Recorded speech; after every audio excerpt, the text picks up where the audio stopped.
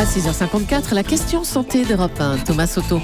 Voilà donc que la myrtille ferait baisser la pression artérielle. C'est un sujet très sérieux puisqu'on parle d'hypertension. Bonjour docteur Kierzek. Bonjour Thomas. L'hypertension d'un côté, la myrtille de l'autre, on ne voit pas forcément le lien de manière évidente là. Alors on savait qu'il y avait un lien entre hypertension artérielle et alimentation, mais là c'est une étude plutôt anecdotique, 48 femmes ménopausées, deux groupes, un groupe qui consomme de la myrtille et on s'aperçoit que les chiffres de pression artérielle diminuent et l'autre groupe, les chiffres d'hypertension artérielle sont maintenus à un niveau qui définit l'hypertension artérielle, c'est-à-dire 14 sur 9, vous savez, c'est les deux chiffres que le médecin va prendre systématiquement en consultation. On vous donne deux chiffres et quand c'est supérieur à 14 sur 9, c'est la définition de l'OMS, de l'Organisation mondiale de la santé, pour définir cette hyperpression du sang dans les vaisseaux artériels. C'est ça l'hypertension, c'est que ça pousse trop fort dans les veines ? Ça pousse trop fort, c'est le cœur qui va pousser trop fort et quand on vous donne 14 sur 9, c'est pas 14,9 mais c'est bien 14 sur 9. 14 c'est le chiffre de pression artérielle systolique maximale, c'est quand le cœur va chasser le sang dans les artères et le 9 c'est le relâchement. Voilà. Quand la pompe se contracte et quand la pompe se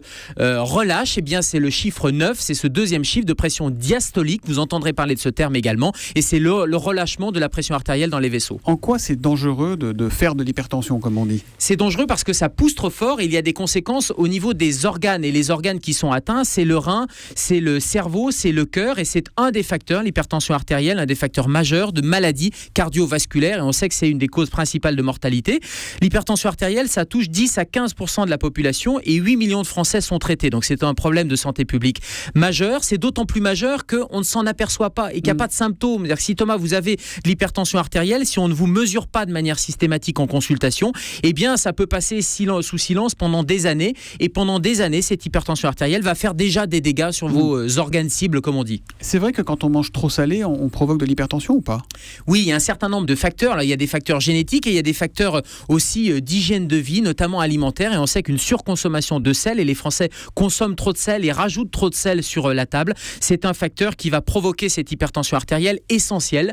On appelle hypertension artérielle essentielle les 90% d'hypertension qui n'ont pas de cause. Et puis, il y a 10 petits pourcents qui sont liés à une cause très particulière, notamment une cause rénale qui peut être traitée. Mais dans l'immense majorité, c'est le stress, c'est notre hygiène de vie et c'est un terrain génétique qui va faire qu'on va développer de l'HTA. Et c'est des traitements à vie, l'hypertension ? Généralement, c'est un traitement à vie et c'est un traitement à base de médicaments, des bêta-bloquants, des inhibiteurs de l'angiotensine. Et ces médicaments, on doit les prendre même si on n'a plus de symptômes parce que, encore une fois, c'est pas parce qu'on n'a pas de symptômes qu'il faut négliger l'hypertension artérielle. Donc on prend sa tension régulièrement, y compris à la pharmacie, il y a des appareils. Tous les combien de temps il faut la prendre, sa tension ? On peut prendre sa tension artérielle à la pharmacie ou on peut la prendre même à la maison, vous savez, avec ces petits appareils qui sont tout à fait fiables, qui se mesurent soit au poignet, soit au niveau du bras. Et une bonne habitude, c'est de le prendre après 10 à 15 minutes de repos. Donc ça sert à rien. Et tous les combien de temps ? Quelle fréquence ? Une fois par jour, ça peut être bien si vous êtes traité au début et puis après vous allez contrôler une fois par semaine. Et puis sinon, comme me dit ma mère, tu goûtes avant de saler. Voilà, c'est la question santé d'Europe 1 tous les matins avec le docteur Kierzek. Il est aux urgences la nuit et à 7h-5 avec vous sur Europe 1. À demain Gérald. À demain, bonne journée.